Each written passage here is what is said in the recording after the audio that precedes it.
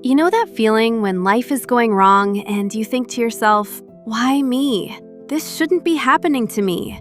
You feel cheated, like somehow the universe gave you a harder deal than everyone else, like other people have it easier, like you are the special exception, the one person for whom life has been particularly, unfairly difficult.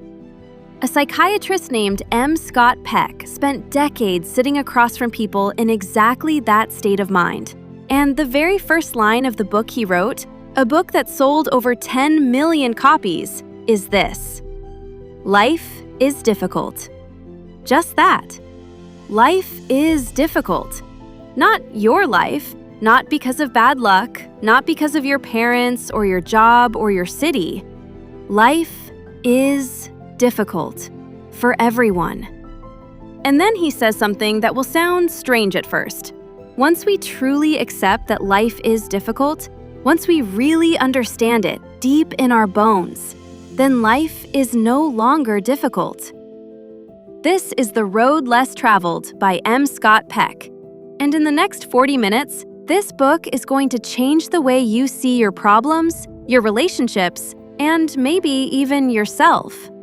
Let's go. Before we dive in, quick context. M. Scott Peck was a psychiatrist. He worked for years with real patients, people who were struggling, broken, searching. And everything in this book comes from that experience. He published The Road Less Traveled in 1978. For the first year, almost nobody read it. Then slowly, word of mouth started. People gave it to their friends. Their friends gave it to other friends. By the 1980s, it was everywhere. It stayed on the bestseller list for over a decade, one of the longest runs in publishing history. Why? Because it tells people the truth. Not comfortable truth, real truth. The book has 4 parts: discipline, love, growth, grace.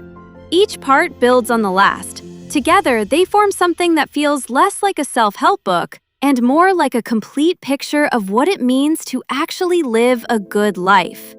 Let's start at the beginning.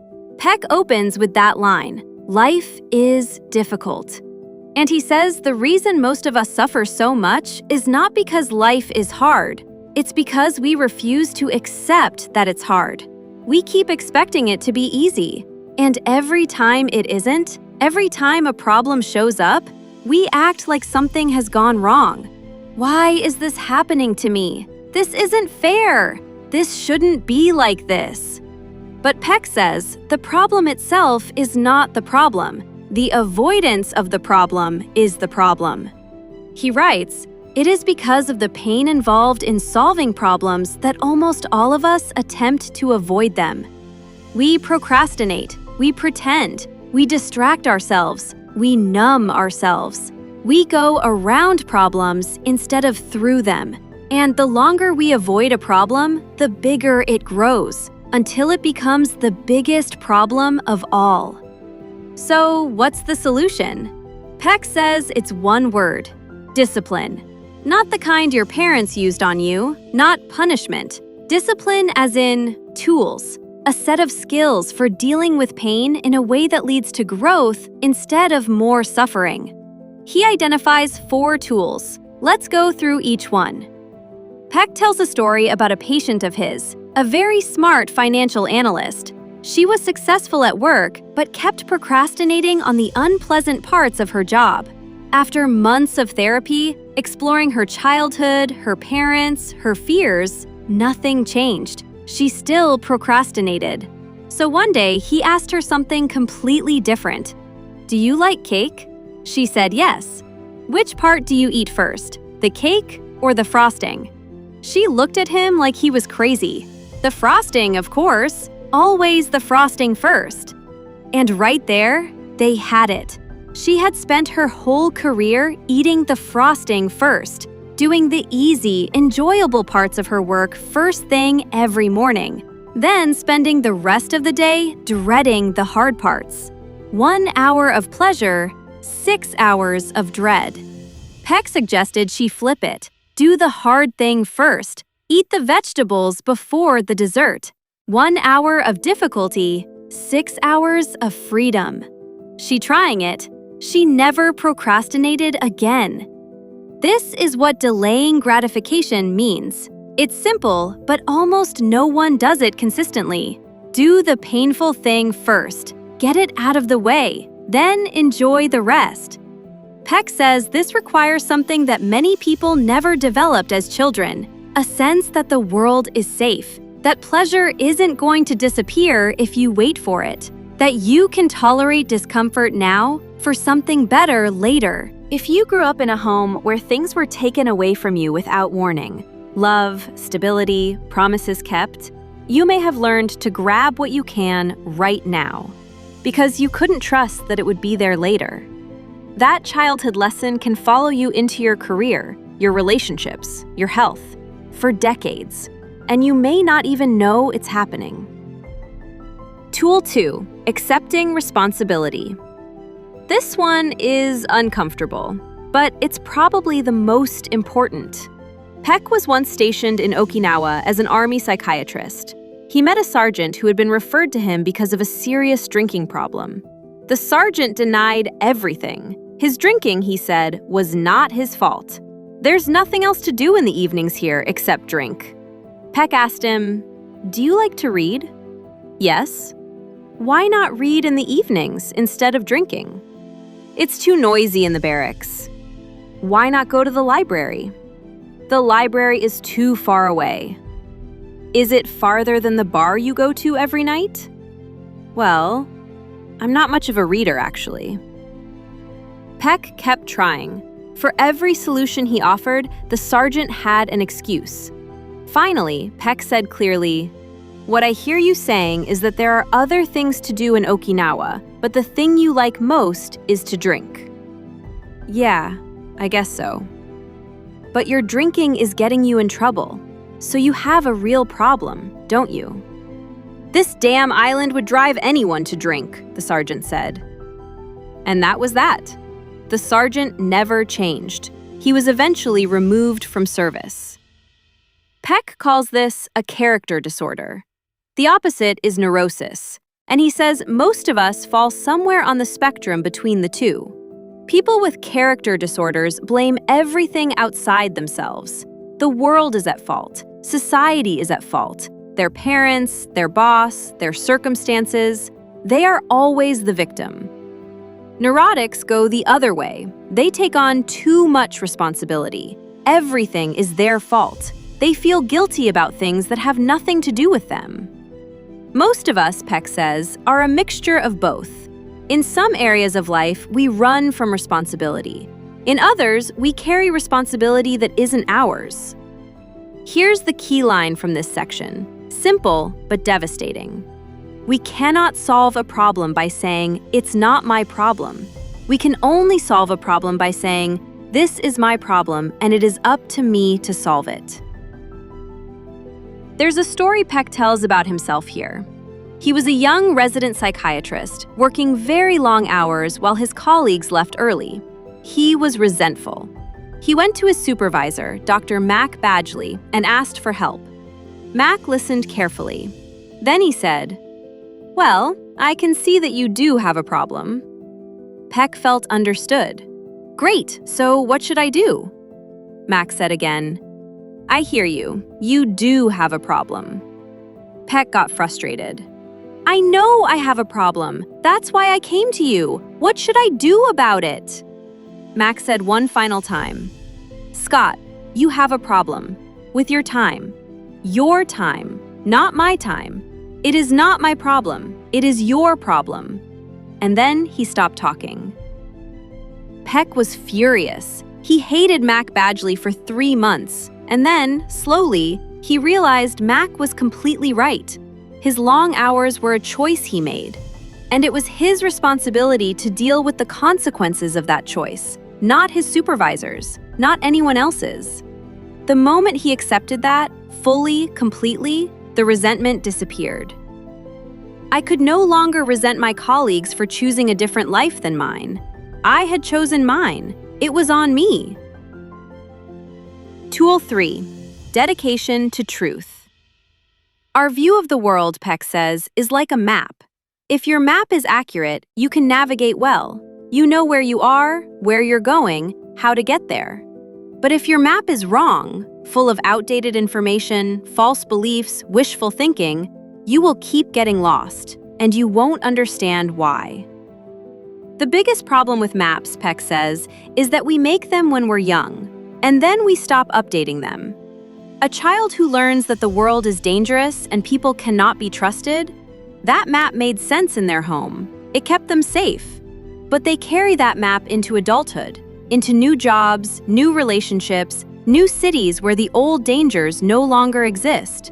And they keep acting like it's still dangerous. They keep not trusting. They keep getting into conflict with authority figures and wondering why.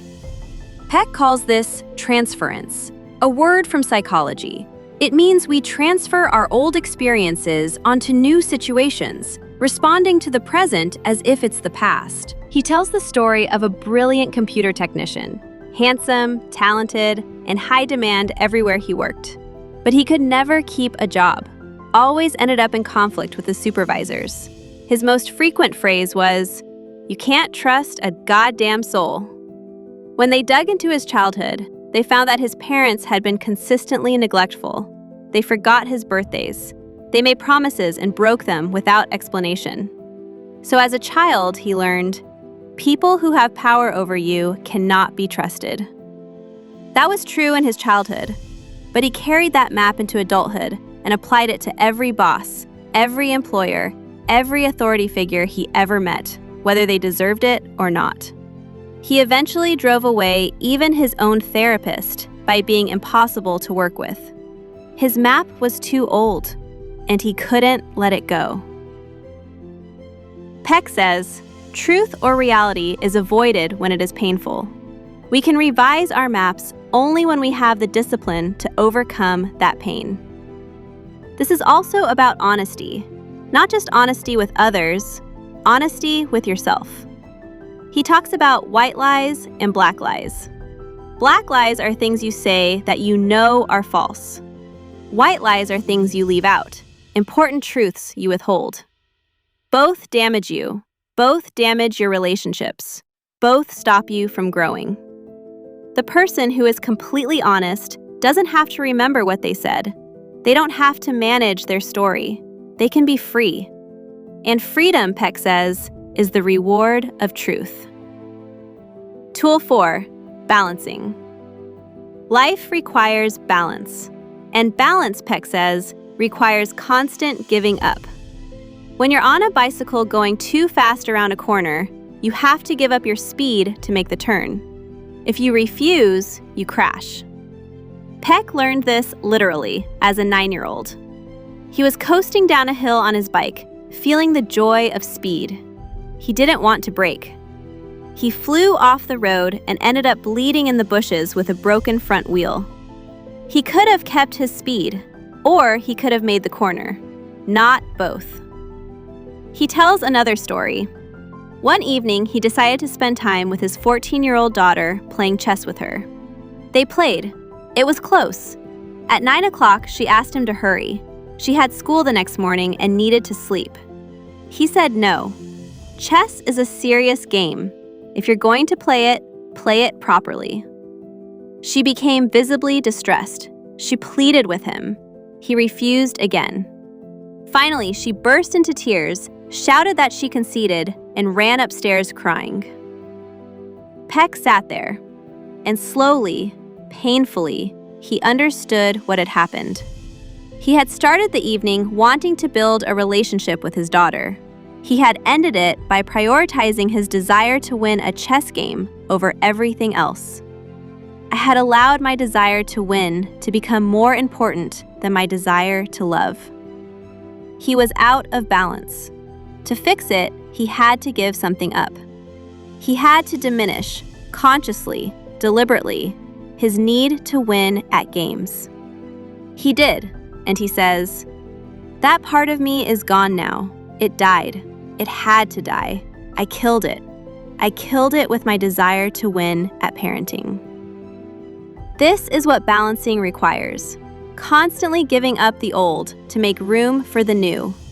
constantly letting parts of yourself die so that better parts can be born. Peck lists the things we all have to give up eventually if we're going to grow. The helplessness of childhood, the feeling of being the center of the universe, the sense that we're invincible, our parents' approval, our need to control, our children as they grow up, our youth, eventually our independence, eventually our health, and finally our life itself.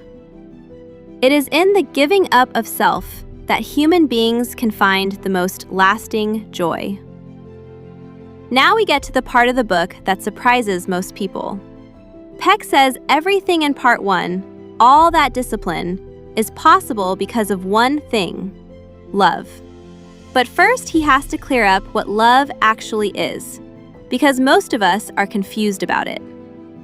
What love is not: falling in love. Peck says the most powerful misconception about love is the idea that falling in love is love. We've all experienced it, that rush, that feeling that this person is perfect, that you would do anything for them, that you finally found the one. He says, that is not love. And here's why. When you fall in love, what's actually happening is that the wall between you and another person temporarily collapses.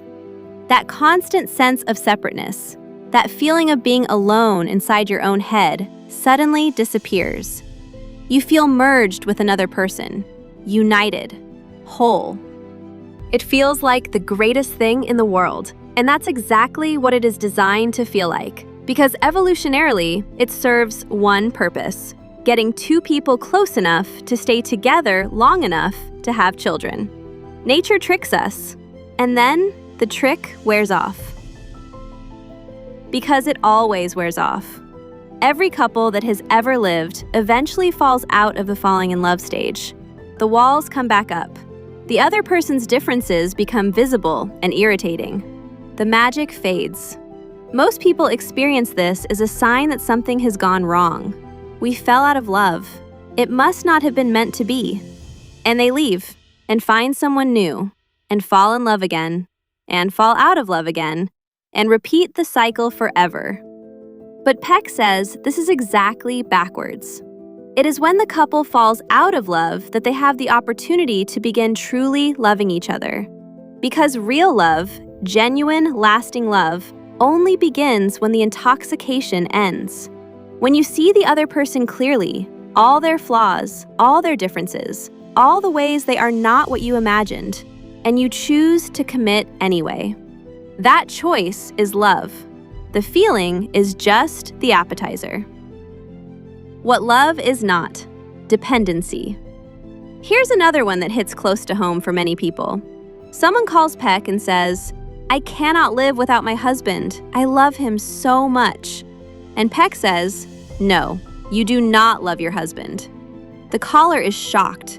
"What do you mean? I just told you I cannot live without him." What you are describing is not love. It is parasitism.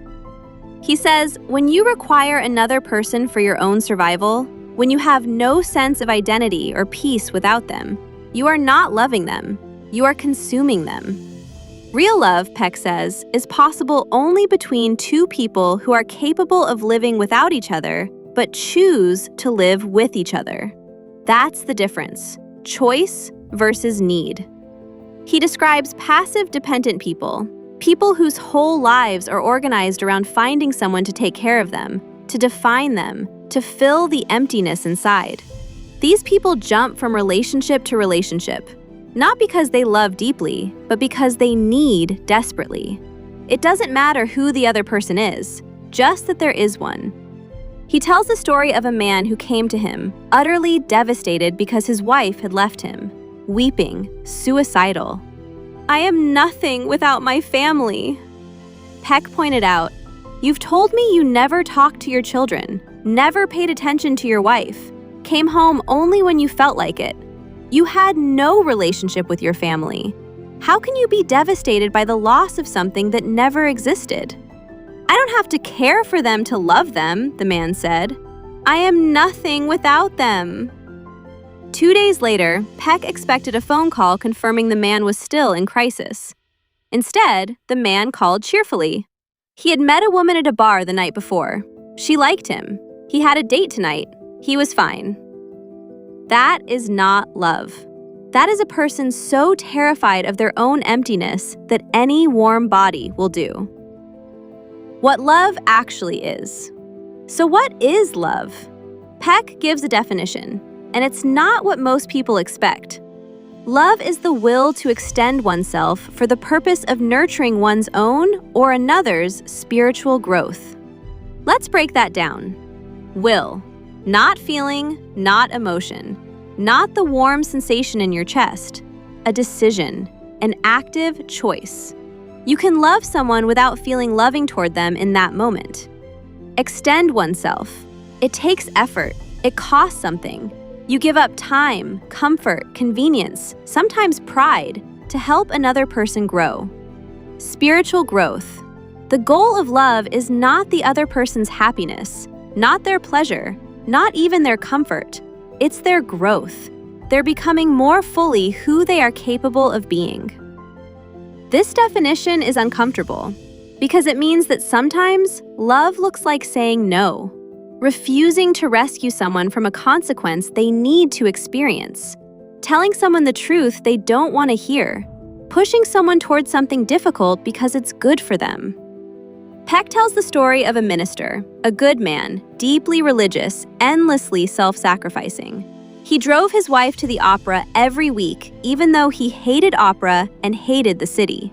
He bought his grown sons new cars and paid all their insurance, even though he thought they should be more self-sufficient. He picked up after everyone in the house. He called his sons "my little ones." They were grown men. He had given up everything for his family. He thought this was love, but his wife was depressed. His sons had dropped out of college and were in therapy. The whole family was quietly falling apart. Through therapy, the minister began to understand. What he thought was love was actually a need to see himself as a loving, selfless person. He was infantilizing his family. He was treating his grown sons like children because it made him feel powerful and noble. He was giving them what they wanted, not what they needed. When he finally changed, stopped paying for the sons' cars, stopped picking up after everyone, started expressing his own frustrations and needs, his family got angry. And then they started to get better. One son went back to college. The other found his own apartment. His wife began to flourish independently. The minister became more effective at his job and happier as a person. Real love is not simply giving. It is judicious giving and judicious withholding. And then there's the most practical expression of love, attention. Peck says the primary form that love takes is simply paying attention, really listening, not half listening while thinking about your own response, not scanning for what you want to hear, truly, fully being present for another person. He describes listening to a child. A 6-year-old talks constantly. Most parents either ignore it or half listen, or occasionally pretend to listen. Truly listening to a child requires enormous effort. It is exhausting. It is often boring. But when you truly listen, when you put aside your phone, your thoughts, your preoccupations, and give your full attention to what your child is saying, you send a message that pierces everything. You are worth my time. You matter. That message, received consistently through childhood, is worth more than any gift, any achievement, any praise. It creates a child who knows, deep in their bones, that they are valuable. And a person who knows they are valuable can handle almost anything life throws at them. Value creates value. Love begets love. Part 3. Growth and the Miracle of Grace. 30 minutes to 39 minutes. The third and fourth parts of the book deal with something that surprised many readers, and surprised Peck himself. He starts by asking a question that puzzled him as a psychiatrist. Why aren't people more broken than they are? He describes a patient, a man who had been born illegitimate. raised in poverty in Chicago by a deaf-mute mother. At 5 years old, the state took him away without warning and placed him in a series of foster homes where he was treated with routine cruelty and zero affection. At 15, he suffered a partial paralysis from a burst blood vessel in his brain. At 16, he left his foster family and lived alone. At 17, he was jailed for assault. Any psychiatrist in the world would look at that life and expect a man destroyed. Instead, this same man, with no therapy, no intervention, no visible reason, became a successful businessman, a loving father, a self-educated intellectual, a community leader, an artist. Peck says, "Together we could trace exactly the causes of his mild neurosis. We could not in any way explain his extraordinary success." He noticed this pattern again and again. People who suffered traumas that should have broken them, but didn't. People who survived things they had no right to survive. And he started asking, what is the force that is clearly working in most people to protect and promote their health, even under the most terrible conditions? He has no scientific answer, but he gives it a name: grace. What is grace? Peck defines it as forces outside our conscious control that appear to work toward our growth and survival in ways we cannot fully explain. He gives examples from his own experience. He talks about how he used to think he had no mechanical ability. He couldn't fix anything, assumed he was just built that way. Then one day, a neighbor watched him struggle and said, "That's because you don't take the time." Something about those words landed. Peck decided to try. The very next time something needed fixing, he lay down on the floor, made himself comfortable, and just looked at the problem. Slowly, without rushing. And the solution appeared. He had been declaring himself unable before giving himself the chance. He had been running from the discomfort of not knowing, instead of sitting with it long enough to figure it out. Grace also shows up in what Peck calls the miracle of the unconscious. He describes a patient, a young woman with a mysterious walking problem. No physical cause.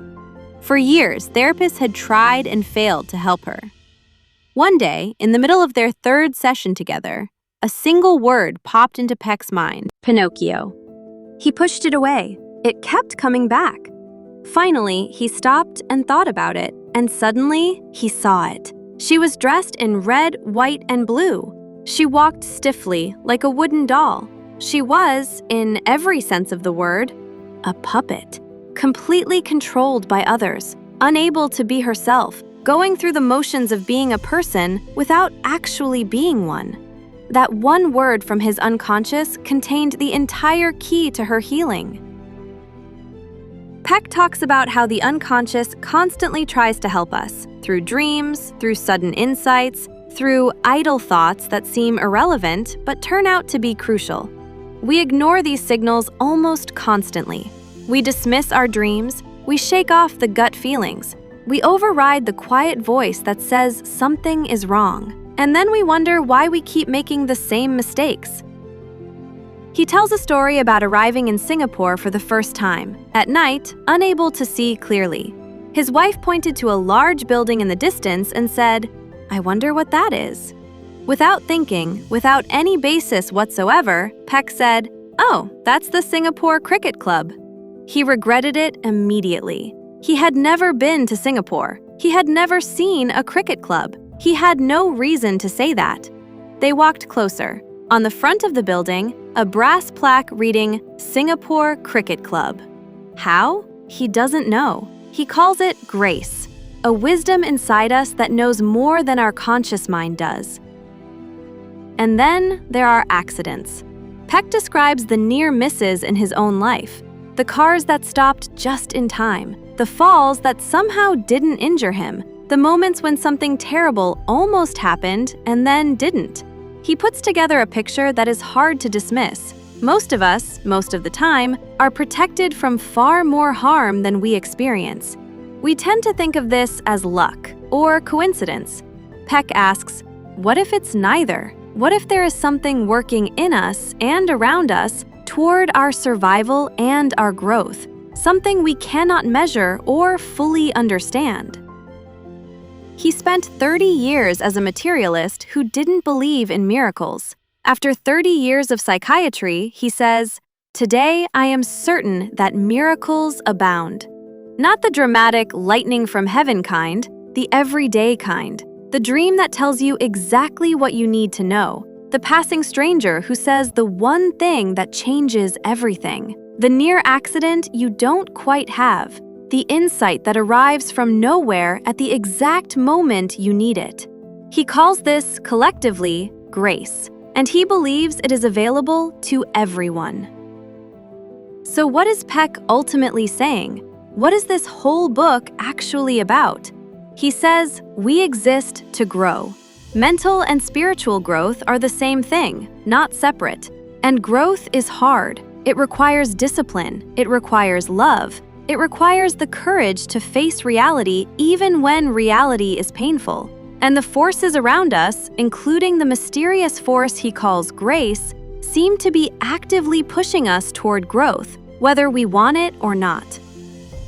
The road less traveled is the road of this growth. It's less traveled because it's harder, because it requires accepting that life is difficult, because it requires taking responsibility, because it requires being honest when dishonesty would be easier, because it requires truly loving people, which is exhausting work. Most people choose the other road, the road of avoidance, of blaming others, of staying comfortable, of falling in and out of love without ever really loving anyone. And here's what Peck says about that choice. The attempt to avoid legitimate suffering is the primary cause of all emotional illness. Every neurosis, every addiction, every broken relationship, every wasted life. All of it, at the root, comes from one thing: the refusal to face pain honestly and work through it. But here's the hopeful side. The moment you start choosing the other path, the moment you begin accepting responsibility, telling yourself the truth, really paying attention to the people you love, sitting with discomfort instead of running from it, something changes. Life doesn't get easier, but it becomes fuller, more real, more meaningful, and the problems that used to feel like punishment start to feel like teachers. Let me bring everything together. 6 ideas from this book that can genuinely change how you live. 1. Life is supposed to be difficult. Stop expecting it to be easy. Stop acting surprised when problems show up. Problems are not an interruption to your life. They are your life. They are where growth lives.